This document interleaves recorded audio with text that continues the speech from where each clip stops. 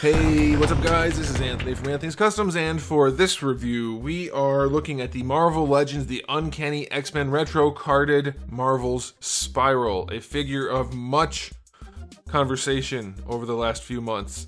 Is this the best Marvel Legends figure of all time?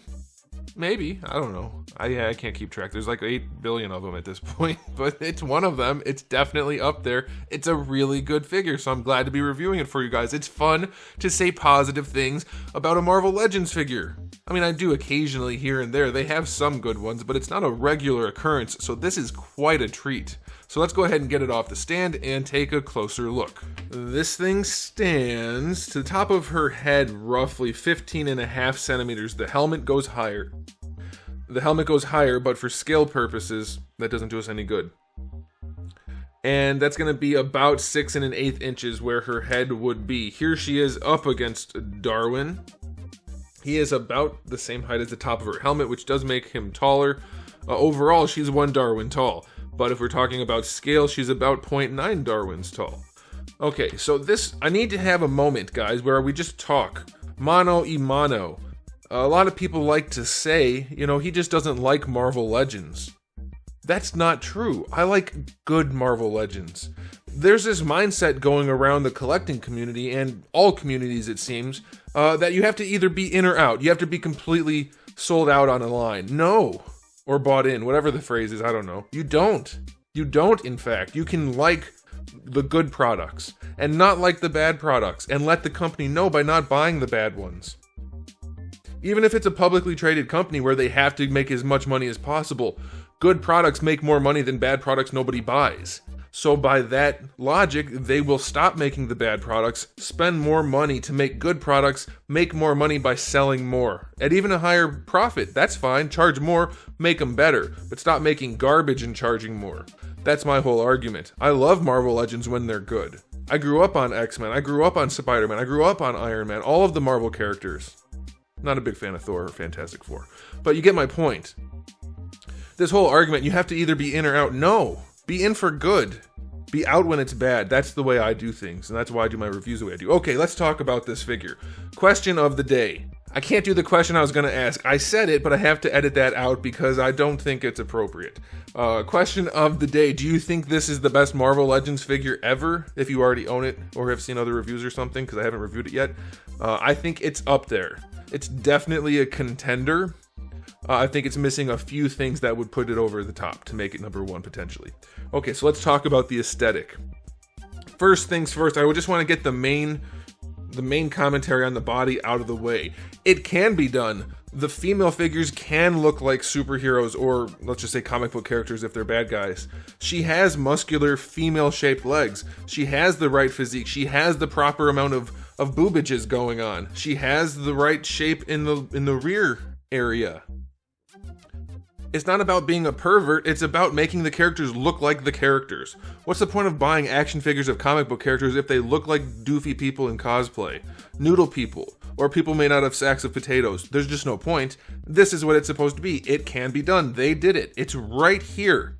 Everything we want in the body is right here. All of the arms have a bicep swivel. They all have a double jointed elbow. She has all the articulation you want in the torso and in the legs. The legs are sculpted properly, the torso sculpted properly. This figure makes every point I've ever said. Like, it's right here. And everyone loves the figure. Go figure. No pun intended. I intended it a little bit. The silver is nice and silvery. The skin tones match other than the neck in there, which isn't a big deal. Like, it's just...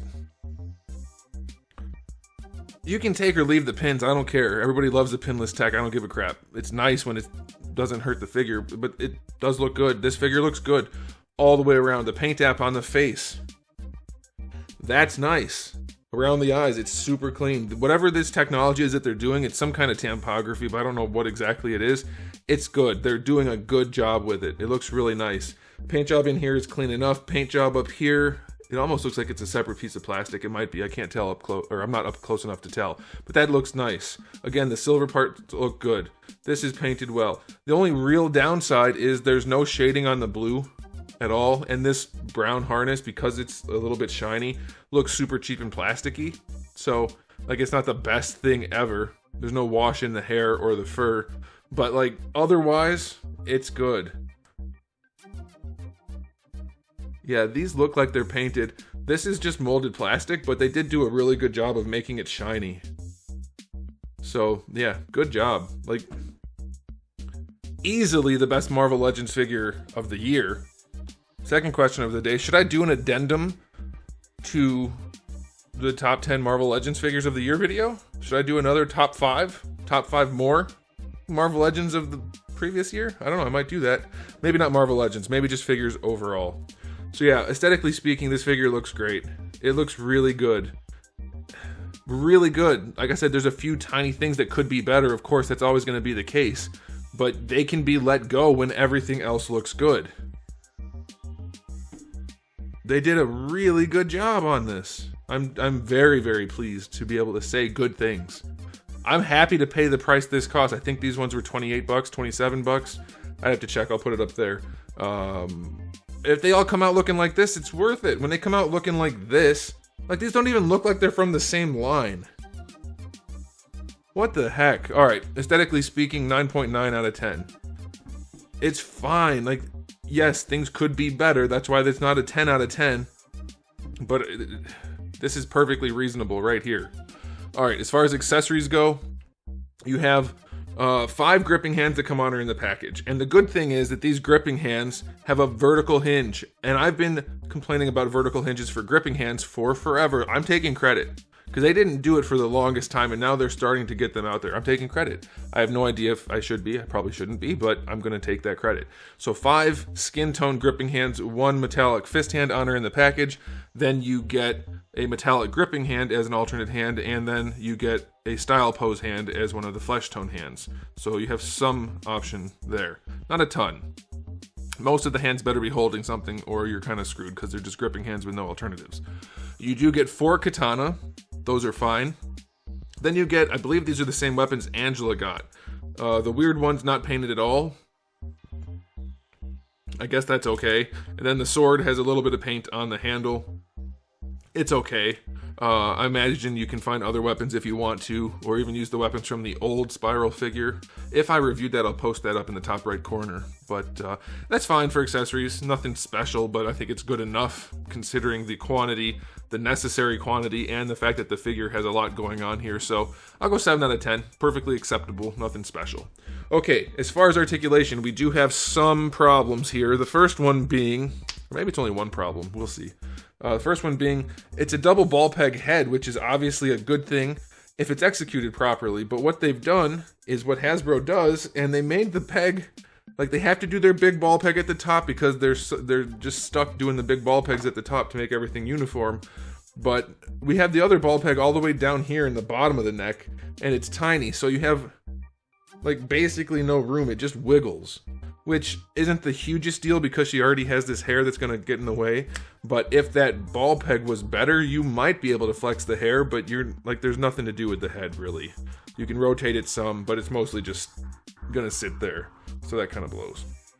Now, all of the arms have the same articulation, so I will just I'll use this one right here to show you the articulation. The plastic is a little bit soft, and so some of the bicep to shoulder pegs feels like they might pop off, especially this one, but I think you'll be okay. So each shoulder is a full-on ball hinge, so you get your rotation, and then you do get your hinge, so that's good. And of course they're limited by the shoulder pads and the other arms. You'll have to play around with it. She does have 6 arms, but that works pretty well. You get your bicep swivel, that's fine. Double jointed elbow, we'll do this one actually.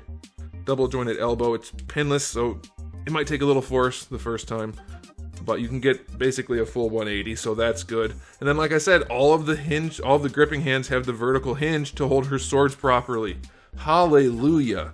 The fist hand has a horizontal hinge, fine with that. The other style pose hand does too, the accessory one. Perfectly happy with the arms. There's nothing else they need to do. That's exactly how they should have done them. Diaphragm joint works really well on the sides and going back. Going forward, basically nothing. So I'm guessing they did that so that she can lean back and not have a gap here. but I'm guessing a lot of people are going to want her to lean forward in poses too, so somewhere in between would have been nice. It does work very well in every direction other than forward. So not a huge deal, but it is worth noting. Belt is floaty. Hips, they go out to the side pretty far. They could definitely go farther if that ball hinge, or the ball hinge, if the ball socket was adjusted this way a little bit more, but you get better than 45, so that's not bad. As far as the kick, she gets up to horizontal, if not just a little bit better. Man, the musculature is very nice in these legs. They did a really good job. They don't really go back too far, but you do get a little bit, so that's good. Thigh swivel is fine. Double jointed knee, let's see. Yeah, the lower legs are a little bit too long. Not by a ton, and she is wearing heels, so it's not quite fair. But yeah, if these were just a touch shorter, it would look a little bit better, but they're pretty darn close. And you get good range out of the knee, so that's good. Yeah, that's alright. Alright, so do we have a swivel in here? I don't think we do. If we do, mine's stuck. It doesn't look like it. Oh, but that's right. This figure does have the ball hinge. It's not technically a ball hinge because of the shape, but you get to the ankle hinge that goes pretty far back and pretty far forward. That's good. You get your ankle rocker, though the fur gets in the way, but it does rotate also. So it's a full-on ball hinge, technically speaking, so you'll get decent range out of that outside of the fur getting in the way. So that's pretty good. This figure is everything I've been saying Marvel Legends need to be. I just don't understand it, and then people argue with me, but then they're happy when this comes out. Like, yeah, of course you are, because this is what it should be. I'm gonna give the articulation an 8 out of 10. No, I'll go 9. For Marvel Legends, it's a 9. The neck should be better, for sure. The neck is screwed up, but because the hair would have been in the way anyway, I'm not too bothered by it. And then leaning forward would be nice, but otherwise, it's got what you need. This is exactly what they should be. I've been saying it for so long, and now it's here. Like, I feel vindicated. Should I feel vindicated? I don't know, but I do. Very vindicated with this video.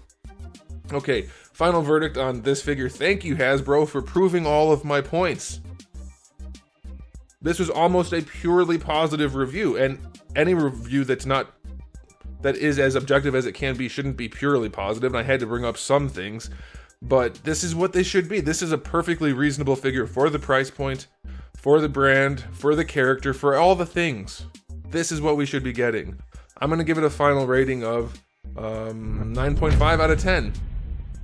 This is it. This is exactly what it should be. And there's nothing left for me to say. So let me know what you guys think in the comment section below. I've talked about a lot of things. I'd love to hear your input. And we'll see how that goes. But otherwise, if you liked the video, give it a thumbs up. If you didn't, give it a thumbs down. And if you haven't subscribed, you should consider it. I do have videos 6 days out of the week, every day but Wednesday. And for the day I don't upload, I have thousands of videos already on the channel. So go check those out. And in the meantime, keep collecting.